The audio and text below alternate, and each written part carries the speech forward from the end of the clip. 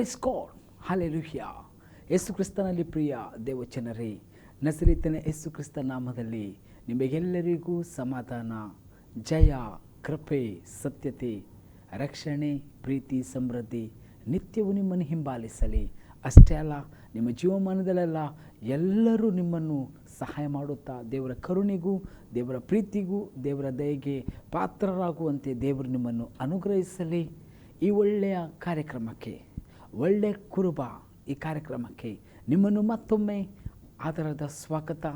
ಪ್ರಿಯನೇ, ಪ್ರಿಯಳೇ, ಎಷ್ಟು ಒಳ್ಳೆಯ ದೇವರಂದರೆ ನಮ್ಮ ಯೇಸಪ್ಪ. ಆತ ನಿತ್ಯವೂ ಸಹಾಯ ಮಾಡುವ ದೇವರಾಗಿದ್ದಾನೆ. ನಿತ್ಯವೂ ನಮ್ಮನ್ನು ನಡೆಸ್ತಾನೆ, ನಿತ್ಯವೂ ನಮ್ಮನ್ನು ಸಂತೈಸ್ತಾನೆ. ಇವತ್ತು ನಾನು ಮಾತನಾಡೋ ವಿಷಯ, ನಂಬಿಕೆ ಇಲ್ಲದೆ ದೇವರನ್ನು ಮೆಚ್ಚಿಸುವುದು ಅಸಾಧ್ಯ. ನಂಬಿಕೆ ಇಲ್ಲದೆ ಏನು ಮಾಡಲಿಕ್ಕಾಗಲ್ಲ, ದೇವರನ್ನು ಮೆಚ್ಚಿಸುವುದು ಅಸಾಧ್ಯ. ತುಂಬ ಜನರು ಹೇಳ್ತಾರೆ, ಏನು ನಾನು ಯಾಕೆ ನಂಬಬೇಕು, ಏಕೆ ನಂಬಬೇಕು ಅಂತ. ಯಾಕಂದರೆ ನಿನ್ನಲ್ಲಿ ಕಾರ್ಯ ಆಗಬೇಕಾದ್ರೆ ನೀನು ದೇವರಲ್ಲಿ ನಂಬಿಕೆ ಇಡಬೇಕು. ದೇವರಿದ್ದಾನೆ, ದೇವರನ್ನು ಹುಡುಕುವವನು ಆಶೀರ್ವದಿಸ್ತಾನೆ. ದೇವರು ನಮ್ಮ ಜೊತೆಯಲ್ಲಿ ಇರುವಾಗ ನಮಗೆ ಪ್ರಯೋಜನ, ಫಲವು ಸಿಗ್ತದೆ. ಅಷ್ಟೇ ಅಲ್ಲ, ದೇವರು ತನ್ನ ಭಕ್ತರನ್ನು, ತನ್ನ ಮಕ್ಕಳನ್ನು ಎಂದಿಗೂ ಯೇಸಪ್ಪ ಕೈ ಬಿಡುವುದಿಲ್ಲ ಅಂತ ಹೇಳಿ ನಾವು ನಂಬಬೇಕಾಗಿದೆ. ಒಂದು ದಿನ, ಇದು ಎಲ್ಲರಿಗೂ ಗೊತ್ತಿರಬೇಕು, ಗೊತ್ತಿಲ್ಲ ನನಗೆ. ಒಂದು ದಿನ ಒಬ್ಬ ದೇವರ ಸೇವಕ, ಸುವಾರ್ತೆ ಕೊಡುವವನು, ಯಾರು ಭಂಡಾರಿ ಅಂತಾರೆ, ಅಂದರೆ ಕಟ್ಟಿಂಗ್, ಬಾರ್ಬರ್ ಶಾಪಿಗೆ ಕಟ್ಟಿಂಗ್ ಮಾಡಲಿಕ್ಕೆ ಅಲ್ಲಿ ಹೋಗ್ತಾ ಇರುವಾಗ ಆ ವ್ಯಕ್ತಿ ಏನು ಹೇಳ್ತಾ ಇದ್ದಾನಂದರೆ, ಮಾತಾಡ್ತಾ ಇರುವಾಗ ನೀವು ಏನು ಮಾಡ್ತೀರಾ ಅಂತ ಹೇಳುವಾಗ ಆ ಸೇವಕರು, ನಾನು ದೇವರ ಶುಭ ಸಂದೇಶವನ್ನು, ದೇವರ ಒಳ್ಳೆಯ ಸುವಾರ್ತೆಯನ್ನು ಇಡೀ ಲೋಕಕ್ಕೆ ನಾನು ಸಾರ್ತೇನೆ, ಅದೇ ನನ್ನ ಕೆಲಸ ಅಂತ ಹೇಳ್ತಾಯಿದ್ರು. ಆವಾಗ ಅಂದರೆ ಕೆಲ್ಸಿ ಅಂತ ಹೇಳ್ತೇವೆ ನಾವು, ಕಟ್ಟಿಂಗ್ ಮಾಡುವ ಆ ವ್ಯಕ್ತಿ, ಕೂದಲು ಕಟ್ಟಿಂಗ್ ಮಾಡುವ ಆ ಬಾರ್ಬರ್ ಹೇಳಿದನು, ನಾನು ದೇವ್ರನ್ನ ನಂಬಲ್ಲ, ದೇವ್ರನ್ನ ನನಗಿಲ್ಲ, ನಾನು ಅದೆಲ್ಲ ನನಗೆ ಇಷ್ಟನೇ ಇಲ್ಲ. ಮತ್ತು ಮುಂದೆ ಹೊರಿಸ್ಕೊಂಡು ಹೇಳಿದನು, ದೇವರು ಇಲ್ದಿದ್ದರೆ ಇಷ್ಟೆಲ್ಲ ಕಷ್ಟ ಆಗ್ತಿತ್ತು, ದೇವರಿದ್ದರೆ ಈ ಬಡತನ, ಈ ಕಣ್ಣೀರು, ಈ ಸಮಸ್ಯೆ, ಈ ರೀತಿಯಾದಂಥ ಹಿಂಸೆಗಳು ಇರ್ತಿದ್ದವ, ದೇವರು ಇಲ್ಲ, ಇದೆಲ್ಲ ಸುಳ್ಳು ನೀವು ಅಂತ ಹೇಳುವಾಗ ದೇವಸೇವಕನು ಆತನನ್ನು ನೆಗಾಡ್ತಾ, ಆತನನ್ನು ದೃಷ್ಟಿಸುತ್ತಾ ಹೇಳಿದನು, ಯಾಕೆ ಹೀಗೆ ಹೇಳಿದೆ, ಈ ದೇವರಿಗೆ ಕರುಣೆ ಇಲ್ಲ, ದೇವರು ನೀತಿವಂತನಲ್ಲ, ಹಾಗೆ ಹೀಗೆ ಅಂತ ಬಹಳವಾಗಿ ಏನು ದೇವರ ವಿರುದ್ಧವಾಗಿ ಮಾತನಾಡಲಿಕ್ಕೆ ಪ್ರಾರಂಭಿಸಿದನು. ಆ ಸಮಯದಲ್ಲಿ ಆ ದೇವಸೇವಕನು ಹೇಳಿದನು, ನೋಡು, ಅಲ್ಲಿ ಹೊರಗಡೆ ವ್ಯಕ್ತಿ ಇದ್ದಾನೆ, ಅವನು ಗಲೀಜಲ್ಲಿ ಅಥವಾ ಕೂದಲು ಕಟ್ಟಿಂಗ್ ಮಾಡ್ದೇ ಅಥವಾ ಬಹಳ ಒಂದು ಭೀಕರ ಸ್ಥಿತಿಯಲ್ಲಿದ್ದನು. ಆವಾಗ ಆತನು ಆ ಬಾರ್ಬರಿಗೆ ಅಥವಾ ಕೂದಲು ಕಟ್ಟಿಂಗ್ ಮಾಡುವವನಿಗೆ ಹೇಳಿದನು, ಆತನು ಯಾಕೆ ಹಾಗೆ ಗಲೀಜಿದ್ದಾನೆ ಅಂಥೇಳಿ. ಆತನು ಹಾಗೆ ಗಲೀಜಿದ್ದಾನೆ, ಕಟ್ಟಿಂಗ್ ಮಾಡಲಿಲ್ಲ, ಆತನು ಗಡ್ಡ ಬೆಳೆದಿದೆ, ಮೈಯೆಲ್ಲ ಕೊಳೆ ಇದೆ, ಯಾಕೆ ಅವನ ಕೂದಲು ಕಟ್ಟಿಂಗ್ ಆಗಲಿಲ್ಲ, ಅವನಿಗೆ ಯಾಕೆ ಬದಲಾವಣೆ ಆಗಲಿಲ್ಲ ಅಂತ ಕೇಳುವಾಗ ಅವನು, ಆ ಬಾರ್ಬರ್ ಅಥವಾ ಕೂದಲು ಕಟ್ಟಿಂಗ್ ಮಾಡೋವನು ಹೇಳಿದನು, ಅವನು ನನ್ನ ಹತ್ರ ಬಂದರೆ ನಾನು ಅವನನ್ನು ಕ್ಲೀನ್ ಮಾಡಿ, ಶೇವ್ ಮಾಡಿ, ಕಟ್ಟಿಂಗ್ ಮಾಡಿ ನಾನು ಕಳಿಸ್ತೇನೆ ಅಂತ. ಅವನು ನನ್ನ ಹತ್ರ ಬಂದರೆ ನಾನು ಅವನಿಗೆ ಹಾಗೆ ಮಾಡ್ತೇನೆ ಅಂತ ಹೇಳಿದನು. ಆವಾಗ ಈ ದೇವಸೇವಕನು ಹಾಗೆ ಹೇಳಿದನು, ನಾವು ದೇವರ ಬಳಿಗೆ ಹೋದರೆ ದೇವರು ಬಡತನ, ಕಷ್ಟ, ವೇದನೆ, ದುಃಖ, ಹೋರಾಟದಿಂದ, ಎಲ್ಲ ಕೆಡುಕತನದಿಂದ ಬಿಡಿಸಿ ನಮ್ಮನ್ನು ಮಟ್ಟ ನೆಲದಲ್ಲಿ ಸರಿಯಾದ ಮಾರ್ಗದಲ್ಲಿ ನಡೆಸ್ತಾರಂತ ಹೇಳಿ, ಆವಾಗ ಆ ಕಟ್ಟಿಂಗ್ ಮಾಡುವಂತಹ ಬಾರ್ಬರ್ ಅಥವಾ ಅವನಿಗೆ ಮುಖದ ಮೇಲೆ ಹೊಡೆದಂಗಾಯಿತು. ಖಂಡಿತ ಈ ಸೇವಕರು ಹೇಳಿದ ಮಾತು ಸತ್ಯವಾಗಿದೆ. ಈ ಮಾತು, ಯಾಕಂದರೆ ನಾವೆಲ್ಲರೂ ನೋಡ್ತೇವೆ, ಗಮನಿಸ್ತೇವೆ, ನಮಗೆ ಬೇಕಾದರೆ ನಾವು ಹೋಗ್ತೇವೆ, ಕಟ್ಟಿಂಗ್ ಮಾಡ್ತೇವೆ ಅಥವಾ ಬಟ್ಟೆ ತಗೊಳ್ತೇವೆ, ಹೋಗ್ತೇವೆ. ಅದೇ ರೀತಿಯಾಗಿ ನಮಗೆ ಬೇಕಾಗಿದೆ, ಯೇಸು ಬೇಕಾಗಿದ್ದರೆ, ಅದಕ್ಕೆ ನಮಗೆ ನಂಬಿಕೆ ಇಲ್ಲದಿದ್ದರೆ ದೇವರನ್ನು ಮೆಚ್ಚಿಸಲಿಕ್ಕೆ ಆಗೋದಿಲ್ಲ. ಇದು ವೆರಿ ಇಂಪಾರ್ಟೆಂಟ್. ಆ ಸಂದೇಶಕ್ಕೆ ಹೋಗ್ತಾ ಇರುವಾಗ ಪ್ರಾರ್ಥಿಸುವ. ತಂದೆ ದೇವರಿಗೆ ನಿನಗೆ ಸ್ತೋತ್ರವಾಗಲಿ. ವಿಶೇಷವಾಗಿ ಈ ಸಂದೇಶವನ್ನು ನಾನು ಮಾತನಾಡುವಾಗ ನಿನ್ನ ದಯೆ, ನಿನ್ನ ಕರುಣೆ, ನಿನ್ನ ನೀತಿ, ನಿನ್ನ ಸತ್ಯತೆ, ನಿನ್ನ ಪ್ರಭಾವ, ನಿನ್ನ ಐಶ್ವರ್ಯ, ಅಷ್ಟೇ ಅಲ್ಲ ಸ್ವಾಮಿ, ನಿನ್ನ ಒಂದು ಸಂದೇಶ, ಶುಭ ವರ್ತಮಾನ ಮಹಿಮೆಗೆ ಸಾರುವಂತೆ ನನ್ನನ್ನು ಬಲಪಡಿಸು. ಎಲ್ಲ ಬಲಹೀನತೆಗಳು ನೀಗಿಸಲ್ಪಡಲಿ. ಕರುಣಿಸು. ನಿನ್ನ ಕರುಣೆ, ನಿನ್ನ ನೀತಿಗೆ ತಕ್ಕಂತೆ ನನ್ನನ್ನು ಆಶೀರ್ವದಿಸು. ಅಷ್ಟೆಲ್ಲ ಕೇಳಿದ ಜನರಲ್ಲಿ ಕೂಡ ನಿನ್ನ ಮಹಿಮೆ, ನಿನ್ನ ತೇಜಸ್ಸು, ನಿನ್ನ ರಕ್ಷಣೆ ಉಂಟಾಗಲಿ. ಯೇಸುವಿನ ನಾಮದಲ್ಲಿ ಜೀವ ತಂದೆ, ಆಮೇನ್. Praise god. ಈಗ ನಾನು ಇಬ್ರಿಯ 11ನೇ ಅಧ್ಯಾಯದಲ್ಲಿ ವಚನ 6 ಓದಲಿಕ್ಕೆ ಓದ್ತೇನೆ. ಇಬ್ರಿಯ 11 ವಚನ 6. ಆದರೆ ನಂಬಿಕೆ ಇಲ್ಲದೆ ದೇವರನ್ನು ಮೆಚ್ಚಿಸುವುದು ಅಸಾಧ್ಯ.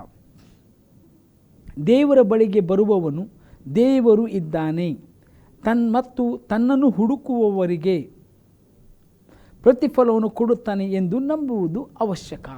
ಇವತ್ತು ಈ ವಚನ ಯಾಕೆ ಹೇಳ್ತಾ ಇದ್ದೇನೆಂದರೆ, ವೆರಿ ವೆರಿ ಇಂಪಾರ್ಟೆಂಟ್. ನಂಬಿಕೆ ಇಲ್ಲದೆ ದೇವರನ್ನು ಮೆಚ್ಚಿಸಲಿಕ್ಕೆ ಅಸಾಧ್ಯ. ಈಗ ನನ್ನ ಜೀವಿತ, ನಿಮ್ಮ ಜೀವಿತದಲ್ಲಿ ನಂಬಿಕೆ ಇಲ್ಲದಿದ್ದರೆ ಒಂದು ಯಾವುದೇ ಕೆಲಸವಾಗಲಿ ಮಾಡಲಿಕ್ಕೆ ಆಗುವುದೇ ಇಲ್ಲ ಪ್ರಿಯನೇ. ಸಣ್ಣ ಮಕ್ಕಳಿಂದ ದೊಡ್ಡವರ ತನಕ ಅವರಿಗೊಂದು ನಂಬಿಕೆ, ನಾನು ಈ ಸ್ಪೋರ್ಟ್ಸಲ್ಲಿ ಓಡಿ ನಾನು ಫಸ್ಟ್ ಬರ್ತೇನೆ, ಆ ನಂಬಿಕೆ ಅವನು ಉಂಟಾಗಬೇಕು. ಅವನಲ್ಲಿ ಆ ನಂಬಿಕೆ ಇಲ್ಲವಾದರೆ ಆ ಒಂದು ರೇಸಲ್ಲಿ, ಆ ಒಂದು ಓಟದಲ್ಲಿ ಅವನಿಗೆ ಜಯ ಹೊಂದಲಿಕ್ಕಾಗಲ್ಲ. ಅವನು ಹೇಳ್ತಾನೆ, ಅವನು ಹುಷಾರು, ಇವನು ಹುಷಾರು, ನನಗೆ ಆಗಲ್ಲ ಅಂತ ಹೇಳಿದ್ರೆ ಅಲ್ಲೇ ಇರಬೇಕಾಗ್ತದೆ. ಬೇಕಾದರೆ ನೋಡಿ, ನಿಮ್ಮ ಜೀವಿತದಲ್ಲಿ ಎಕ್ಸಾಮ್ಗಳು ಬರುವಾಗ, ಅಯ್ಯೋ ನನಗೆ ಎಕ್ಸಾಮ್ ಹೆದರಿಕೆ ಆಗ್ತಿದೆ, ನನಗೆ ಬೇಡ, ಇದು ಮಾಡಲಿಕ್ಕೆ ಆಗಲ್ಲ ಅಂಥೇಳಿ ನೀನು ಹಿಂದಕ್ಕೆ ಕೂತ್ಕೊಂಡ್ರೆ ನಿನ್ನಿಂದ ಎಕ್ಸಾಮ್ ಬರಲಿಕ್ಕೆ ಆಗಲ್ಲ. ತುಂಬ ಜನರು ಡಾಕ್ಟ್ರ್ ಹತ್ರ ಹೋಗ್ಲಿಕ್ಕೆ ಹೆದರ್ಕೊಳ್ತಾರೆ, ಇಂಜೆಕ್ಷನಿಗೆ ಹೆದರ್ಕೊಳ್ಳುವಾಗ ಯಾಕೆ ಹೆದರ್ಕೊಳ್ತಾರೆ? ಅದು ನೋವು. ನಾನು ಹೇಳ್ತೀನಿ, ಒಬ್ಬ ವ್ಯಕ್ತಿ ಮಾತ್ರೆ ಅಥವಾ ಇಂಜೆಕ್ಷನ್ ಹೆದರ್ಕೊಳ್ತಾ ಇದ್ದಾನೆ. ಅವನಿಗೆ ಸ್ವಲ್ಪ ಸಣ್ಣ ಅನಾರೋಗ್ಯದ ಸಮಸ್ಯೆ, ಸಣ್ಣದು, ಏನು ಸಣ್ಣದಂದರೆ ಭಾಳ ಸಣ್ಣದು, ಅದು ಹೆದರ್ಕೊಂಡು ಹೋಗ್ತಾನೆ ಇರಲಿಲ್ಲ. ಅವನದೇ ಮೆಡಿಸಿನ್, ಅವನೇ ಏನೋ ತಿನ್ನುವುದು, ಅವನೇ ಏನೋ ಕುಡಿಯುವುದು, ಬಿಸಿ ಮಾಡಿ ಕುಡಿಯುವುದು. ಅದು ಇನ್ಫೆಕ್ಷನ್ ಜಾಸ್ತಿ ಆಗಿ ಒಂದು ದಿನ ಈ ಲೋಕನೇ ಬಿಡಬೇಕಾಯ್ತು. ಯಾಕಂದರೆ ಅವರಿಗೆ ಡಾಕ್ಟ್ರುಗಳು ಒಳ್ಳೇದು ಮಾಡ್ತಾರೆ, ಗುಣಪಡಿಸಿ ಮಾತ್ರೆಗಳು ಕೊಡ್ತಾರೆ, ಅದಂಥ ನಂಬಿಕೆಯೇ ಅವನಿಗೆ ಇಲ್ಲವಾದರೆ, ಅಥವಾ ಆ ನಂಬಿಕೆ ಇದ್ದರೂ ಹೋಗಲಿಕ್ಕೆ ಭಯ ಇದ್ದರೆ ಹೇಗೆ ಅವನಿಗೆ ಆ ಪ್ರತಿಫಲ ಸಿಗಲಿಕ್ಕೆ ಸಾಧ್ಯ? ಅದೇ ರೀತಿಯಾಗಿ ನೀನು ದೇವರ ಬಳಿಗೆ ಬರುವಾಗ ನೀನು ದೇವರನ್ನು ನಂಬಿಕೆಯಿಂದ ಮೆಚ್ಚಿಸಬೇಕಾಗಿದೆ. ಏನು ಹೇಳ್ತಿದ್ರೆ ಇಲ್ಲಿ? ಆದರೆ ನಂಬಿಕೆ ಇಲ್ಲದೆ ದೇವರನ್ನು ಮೆಚ್ಚಿಸುವುದು ಅಸಾಧ್ಯ. ದೇವರಿದ್ದಾನೆ, ದೇವರು ನನಗೆ ಫಲ ಕೊಡ್ತಾನೆ, ದೇವರು ನನಗೆ ಆಶೀರ್ವದಿಸ್ತಾನೆ, ಈ ನಂಬಿಕೆ ನಮ್ಮಲ್ಲಿ ಇಲ್ಲವಾದರೆ ಖಂಡಿತವಾಗಿ ನೀನು ದೇವರ ರಾಜ್ಯದಲ್ಲಿ ನಿಲ್ಲಕ್ಕಾಗಲ್ಲ, ದೇವರ ರಾಜ್ಯದಲ್ಲಿ ಆಶೀರ್ವಾದ ಹೊಂದಲಿಕ್ಕಾಗಲ್ಲ. ನೋಡಿ ಇಲ್ಲಿ ಏನು ಹೇಳ್ತದೆ? ದೇವರ ಬಳಿಗೆ ಬರುವವನು ದೇವರು ಇದ್ದಾನೆ. ತುಂಬ ಜನರು ದೇವರ ಬಳಿಗೆ ಬರ್ತಾರೆ, ಗೊತ್ತಿಲ್ಲ ಯಾಕೆ ಬಂದಿದ್ದಾರೆ ಅಂತ. ಆದರೆ ದೇವರ ಬಳಿಗೆ ಬರುವವನು ದೇವರು ಇದ್ದಾನಂತ ನಂಬಿಕೆ ಇರಬೇಕು. ತುಂಬ ಜನ ನಾನು ನೋಡಿದ್ದೇನೆ, ಕ್ರಿಶ್ಚಿಯನ್ಸ್ ಅಂತ ಹೇಳ್ಕೊಳ್ಳುವವರು ಹೇಳಿದರೆ ಪ್ರಾರ್ಥನೆಗೆ ಹೋಗ್ತಾರೆ, ಅಷ್ಟೆಲ್ಲ ಎಲ್ಲ ಕಡೆಗೆ ಓಡ್ತಾ ಇರ್ತಾರೆ. ಅವ್ರ ಹತ್ರ ನೀವು ಹೋಗಿ ಮಾತನಾಡಿ, ಸ್ವರ್ಗ ಇದೆಯಾ ಅಂತ ಹೇಳಿದರೆ ಯಾರು ನೋಡಿದ್ದಾರೆ ಅಂತಾರೆ, ನರಕ ಇದೆ ಅಂತ ಕೇಳಿದರೆ ಯಾರು ನೋಡಿದ್ದಾರೆ ಅಂತಾರೆ. Very important. ಆದರೆ ಜಪ ಮಾಡ್ತಾರೆ, ಪ್ರಾರ್ಥನೆಗೆ ಹೋಗ್ತಾರೆ, ಊರು ತುಂಬ ಎಲ್ಲೆಲ್ಲ ಊರುಗಳು ಅಂತ ಹೇಳ್ಕೊಂಡು ಹುಡ್ಕೊಂಡು ಓಡ್ತಾರೆ ದೇವರು ಅಂಥೇಳಿ. ಆದರೆ ಪ್ರಶ್ನೆ ಕೇಳಿದರೆ ನರಕ ಅಥವಾ ದೇವರು ಇದ್ದಾನೆ, ಯಾರು ನೋಡಿದ್ದಾನೆ ಅಂತಾರೆ. ಆದರೆ ಇದೆಲ್ಲ ಯಾಕೆ ಮಾಡ್ತೀಯ ಅದು ಕೂಡ ಗೊತ್ತಿಲ್ಲ ಅವನಿಗೆ. ಇದೊಂದು ರೀತಿಯ ಅಂಧಭಕ್ತಿ, ಅಂದರೆ ಏನು ಹೇಳ್ತಾರೆ, ಅಂಧಭಕ್ತಿ. ಅರ್ಥ ಆಯ್ತಾ? ಇದು ಯಾಕೆ ಮಾಡು, ನನಗೆ ಅರ್ಥ ಆಗಲಿಲ್ಲ. ಅದಕ್ಕೆ ನಾನು ಹೇಳುವಂಥ ದೇವರು ಇದ್ದಾನೆ ಅಂದ ಮೇಲೆ ಸ್ವರ್ಗ ನರಕ ಇದೆ ಅಂತ ಅರ್ಥ. ದೇವರು ಇಲ್ಲಿದ್ದಾನೆ, ಸ್ವರ್ಗದಲ್ಲಿದ್ದಾನೆ. ದೇವರು ತನ್ನನ್ನು ಹುಡುಕುವವನಿಗೆ ಸ್ವರ್ಗದಲ್ಲಿ ತನ್ನೊಟ್ಟಿಗೆ ಇರಲಿಕ್ಕಾಗಿ ದೇವರು ನಮ್ಮನ್ನು ಕರೆದಿದ್ದಾನೆ. ನರಕ ಮನುಷ್ಯರಿಗಾಗಿ ಮಾಡಿದ್ದಲ್ಲ, ಸೈತಾನಿಗಾಗಿ, ಆತನ ದೂತನಿಗಾಗಿ ಅಥವಾ ದೂತರುಗಳಿಗಾಗಿ. ಯಾಕಂದರೆ ದೇವರಿಗೆ ವಿರೋಧಿಸಿ ಅವರು ಈವಾಗಲೂ ದೇವರ ರಾಜ್ಯಕ್ಕೆ, ನೀತಿಗೆ ವೈರಿಯಾಗಿ ಕೆಲಸ ಮಾಡ್ತಾರೆ. ಮನುಷ್ಯರು ಯಾರು ದೇವರಿಗೆ ವೈರಿ ಅಲ್ಲ, ಮನುಷ್ಯರೆಲ್ಲರೂ ದೇವರ ಮಕ್ಕಳು. ಆದರೆ ದೇವರು ಒಂದು ಮಾರ್ಗವನ್ನು ಇಟ್ಟಿದ್ದಾನೆ. ಏನು? ಆತನನ್ನು ಹುಡುಕಿಕೊಳ್ಳಬೇಕು, ಆತನ ಹತ್ತಿರ ಬರಬೇಕು. ಆತನ ಹತ್ತಿರ ಬರಬೇಕು, ಹುಡುಕಿಕೊಳ್ಳಬೇಕಾದ್ರೆ ನಂಬಿಕೆ ಇರಬೇಕು. ನಂಬಿಕೆ ಇಲ್ಲದೆ ದೇವರನ್ನು ಮೆಚ್ಚಿಸಲಿಕ್ಕೆ ಅಸಾಧ್ಯ. ನಂಬಿಕೆ ಇಲ್ಲದೆ ದೇವರು ಮೆಚ್ಚಿಸುವುದು ಅಸಾಧ್ಯ. ದೇವರಿದ್ದಾನೆ, ಪರಲೋಕ ನರಕ ಇದೆ, ಈ ನಂಬಿಕೆ ಇದ್ದವರು ಅವ್ರ ಜೊತೆ ಮಾತನಾಡ್ಬೋದು, ಅವ್ರ ಜೊತೆ ಸುವಾರ್ತೆ ಕೊಡಬಹುದು. ಇಲ್ಲವಾದರೆ ಯಾರು ನೋಡಿದ್ದಾರೆ, ಎಲ್ಲಿದೆ ಅಂತ ಹೇಳಿ ಕ್ವಶನ್ ಮಾಡುವವರಿಗೆ, ಪ್ರಶ್ನೆ ಮಾಡುವವರಿಗೆ ಸುವಾರ್ತೆ ಅವರ ನಂಬಿಕೆಯೇ ಇಲ್ಲಲ್ಲ, ಅವ್ರಿಗೆ ಕೊಡುವುದಾದರೂ ಹೇಗೆ? ಆದರೆ ಒಂದು ಮಾತ್ರ ಪ್ರಶ್ನೆ, ನೀನು ಇಲ್ಲ ಇದೆ, ಇದಕ್ಕೆ ಉತ್ತರ ಪವಿತ್ರ ಪುಸ್ತಕ ಕೊಡ್ತದೆ. ನರಕ, ಬೆಂಕಿ ಅಥವಾ ಸ್ವರ್ಗ ಈ ವಿಷಯದಲ್ಲಿ ಮಾತನಾಡಿದವರು ಒಬ್ಬರೇ, ಅದು ನಮ್ಮ ದೇವರಾದ ಯೇಸು ಸ್ವಾಮಿ. ಆತನು ಸ್ಪಷ್ಟವಾಗಿ ಪಡಿಸಿದ್ದಾನೆ. ಪರಲೋಕ ರಾಜ್ಯ, ಅದರ ವಿಷಯವಾಗಿ, ಅದರ ಮಹಿಮೆಯ ವಿಷಯವಾಗಿ, ಅದರಲ್ಲಿ ಸಿಗುವಂಥ ಆಶೀರ್ವಾದ ವಿಷಯವಾಗಿ, ಆ ಫಲಗಳ ವಿಷಯವಾಗಿ, ಅಲ್ಲಿ ಯಾರಿರ್ತಾರೆ ಅದನ್ನೆಲ್ಲವನ್ನು ಕ್ಲೀನಾಗಿ ಸ್ಪಷ್ಟವಾಗಿ ಮಾತನಾಡಿದವರು ನಮ್ಮ ದೇವರು ಯೇಸಪ್ಪ. ಅದೇ ರೀತಿ ನರಕ, ಬೆಂಕಿ, ಅಲ್ಲಿರುವಂಥ ನಂಬುವಂಥದ್ದು ಏನು, ಅದಕ್ಕೆ ಏನು ಸಂಬಂಧ ಇದೆ, ಅಲ್ಲಿ ಯಾರೆಲ್ಲ ಹೋಗ್ತಾರೆ, ಹೇಗೆ ಹೋಗ್ತಾರೆ, ಅದು ವಿಷಯವಾಗಿ ಸ್ಪಷ್ಟವಾಗಿ ಮಾತನಾಡಿದವರು ನಮ್ಮ ಯೇಸು ಸ್ವಾಮಿ. ಈಗ ನಿಮ್ಗೆ ಹೇಳ್ತೇನೆ, ದೇವರು ಇದ್ದಾನೆ ಅಂತ ನಂಬಿಕೆಯಿಂದಲೇ ನಾವು ದೇವರನ್ನು ಮಹಿಮೆಪಡಿಸಬಹುದು. ನಂಬಿಕೆ ಇಲ್ಲದೆ ದೇವರನ್ನು ಮೆಚ್ಚಿಸುವುದು ಅಸಾಧ್ಯ. ಅದಕ್ಕೆ ನಂಬಿಕೆಯಿಂದ ದೇವರಲ್ಲಿ ಪ್ರಾರ್ಥನೆ ಮಾಡಬೇಕು. ನಾವು ಸುಮ್ಮನೆ ದೇವರೇ ನಮ್ಮ ದೇಶದ ಜನರು ರಕ್ಷಣೆ ಬರಲಿ ಅಂತ ಎಲ್ಲರೂ ಮಾಡ್ತಾರೆ ನಾನು ಮಾಡ್ತೇನೆ ಅಂತ ಮಾಡುವುದಲ್ಲ. ನಂಬಿಕೆಯಿಂದ, ಆ ನಂಬಿಕೆಯಿಂದ ಮಾಡಿದ ಪ್ರಾರ್ಥನೆ ಫಲವನ್ನು ಕೊಡ್ತಾನೆ. ಅದೇ ರೀತಿಯಾಗಿ ದೇವರ ಬಳಿಗೆ ಬರುವವನು ದೇವರು ಇದ್ದಾನಂತ ನಂಬಬೇಕು, ಸುಮ್ಮನೆ ಬರುವುದಲ್ಲ. ತುಂಬ ಜನರು ಮನುಷ್ಯರನ್ನು ನೋಡ್ಲಿಕ್ಕೆ ಬರ್ತಾರೆ, ಇನ್ನು ಕೆಲವರು ಸೇವಕರಿಗೆ ನೋಡ್ಲಿಕ್ಕೆ ಬರ್ತಾರೆ. ಹೀಗೆ ಬಂದವರು ಏನಾಗ್ತಾರೆ ಗೊತ್ತಾ, ಫೇಲ್ ಆಗ್ತಾರೆ. ಯಾಕೆ? ಕೆಲವು ಸೇವಕರು ಏನೆಲ್ಲ ತಪ್ಪುಗಳನ್ನು ಮಾಡ್ತಾ ಇರ್ತಾರೆ. ಹೆಸರು ದೇವರದನ್ನು ಹೇಳ್ಕೊಳ್ತಾರೆ, ಯೇಸಪ್ಪನ ಹೆಸರು ಹೇಳ್ಕೊಳ್ತಾರೆ. ಇವರು ಅವರನ್ನು ನೋಡ್ತಾರೆ, ಮತ್ತು ಅವರು ಅಯ್ಯೋ ಯೇಸು ಸರಿಯಿಲ್ಲ ಅಂಥೇಳಿ, ಅಥವಾ ದೇವರು ಸರಿಯಿಲ್ಲ, ಆ ರೀತಿಯಾದಂಥ ಒಂದು ಏನಕ್ಕೆ ಹೋಗ್ತಾರೆ, ಆದಿದಂಥ ಆಲೋಚನೆಗೂ ಆ ರೀತಿಯಾದಂಥ ಒಂದು ಏನು ಅಡ್ಡದಾರಿಗೆ ಹೋಗಿಬಿಡ್ತಾರೆ.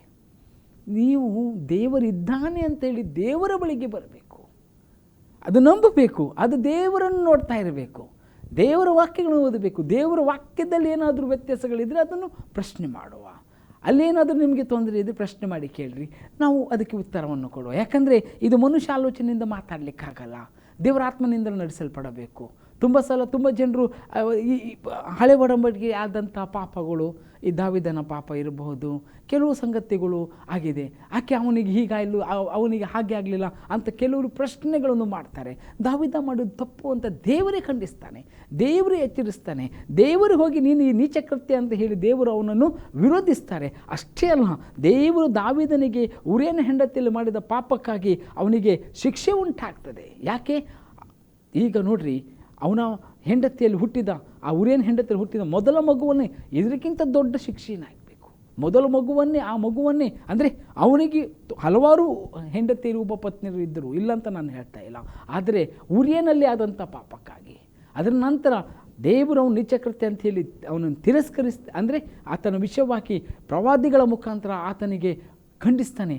ಎಲ್ಲಾದರೂ ದಾವೀದ ಪಶ್ಚಾತ್ತಾಪ ಪಡದಿದ್ದರೆ, ದಾವಿದ ಅದೇ ಗಳಿಗೆಯಲ್ಲಿ ಅವನ ಮನೆತನವು, ಅವನ ಅರಸುತನವನ್ನು ಕಳ್ಕೊಳ್ತಾ ಇದ್ದನು. ಆದರೆ ದಾವಿದ ಅದಕ್ಕಾಗಿ ಪಶ್ಚಾತ್ತಾಪ ಪಡ್ತಾನೆ.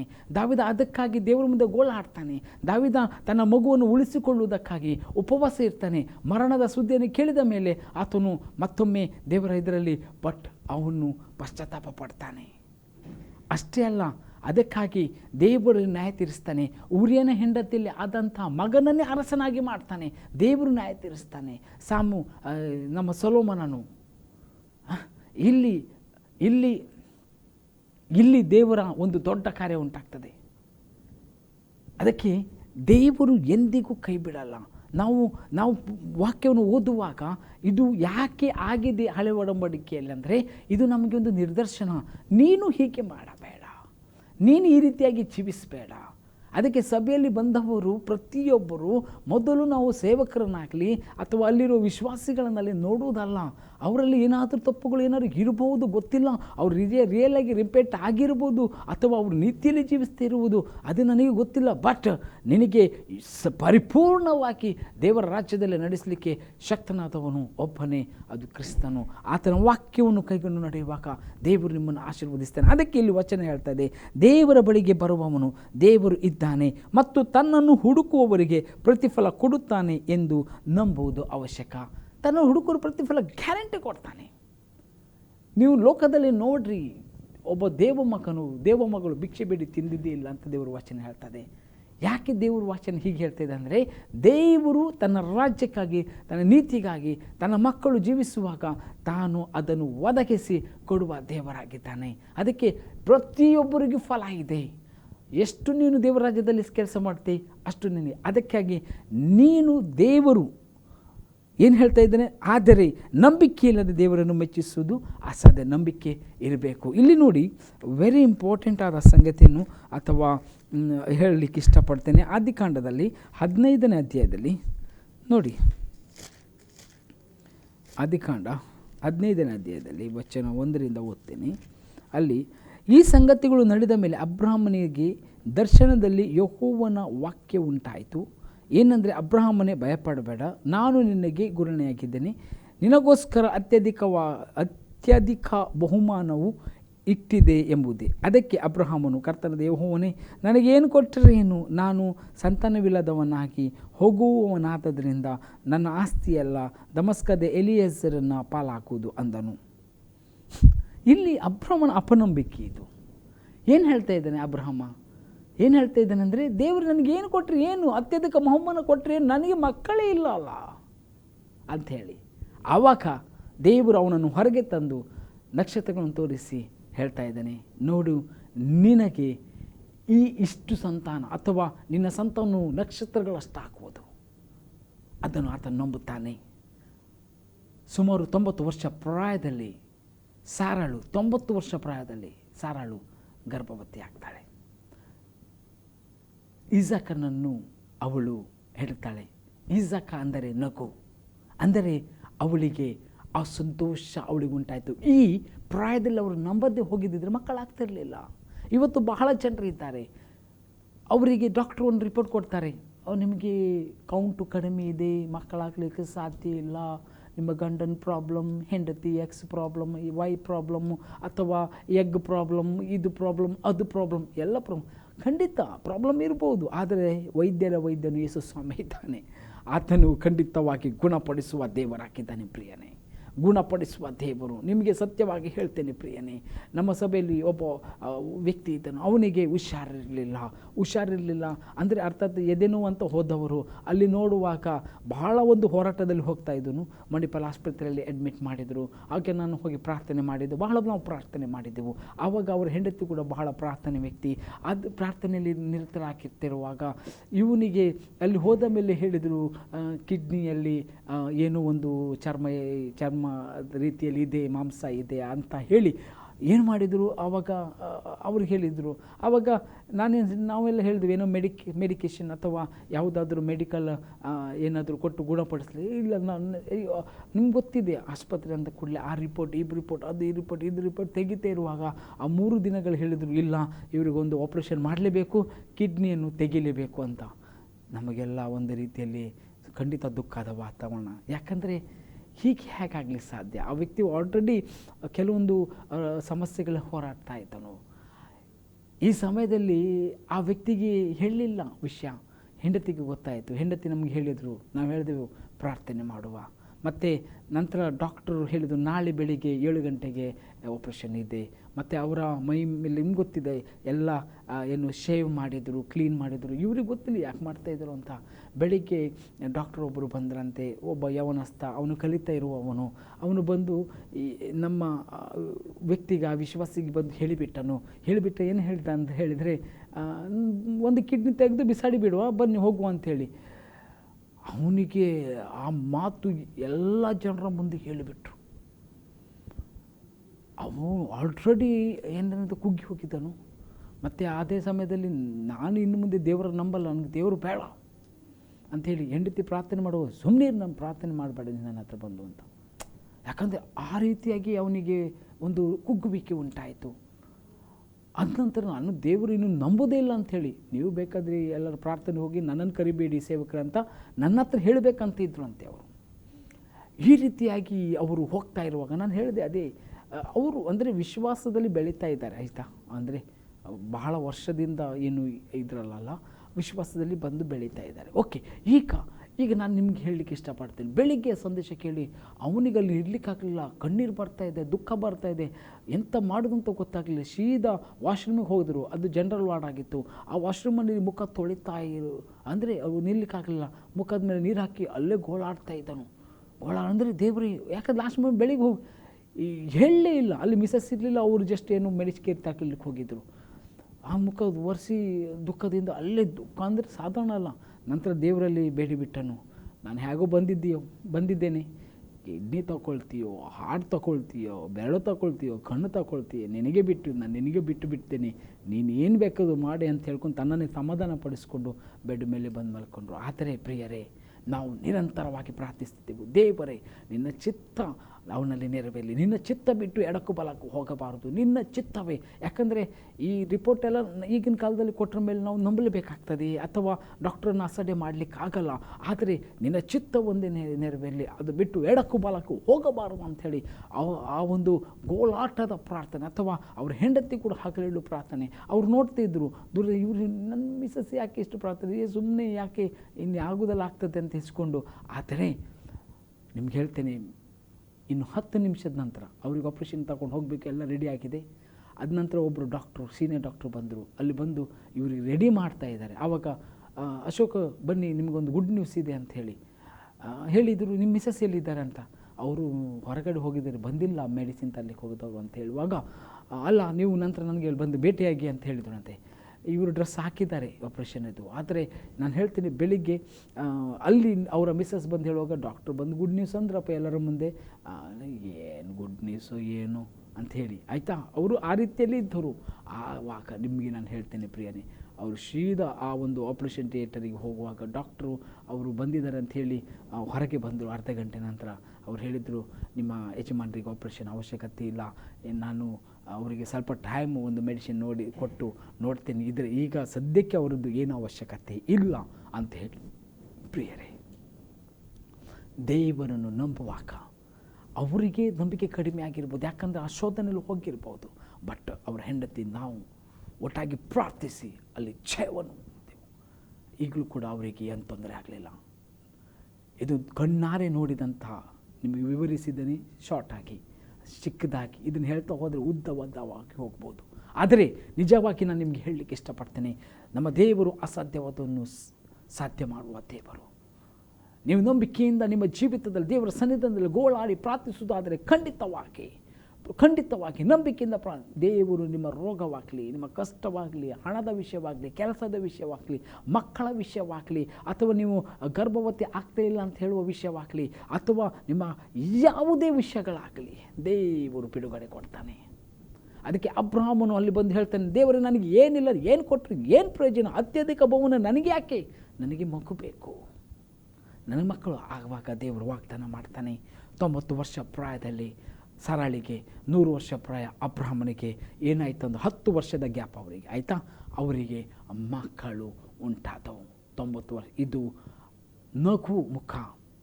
ಈಸಾಕ ಅನ್ನುವ ಮಗು ಹುಟ್ಟಿದ್ದು. ಈಸಾಕ ಅಂದರೆ ನಗು. ಯಾಕೆ ಗೊತ್ತಾ ನಗು?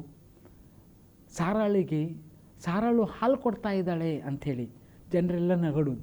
ಈ ಮುಪ್ಪಿನ ಪ್ರಾಯದಲ್ಲಿ ಹಾಲು ಕೊಡುದ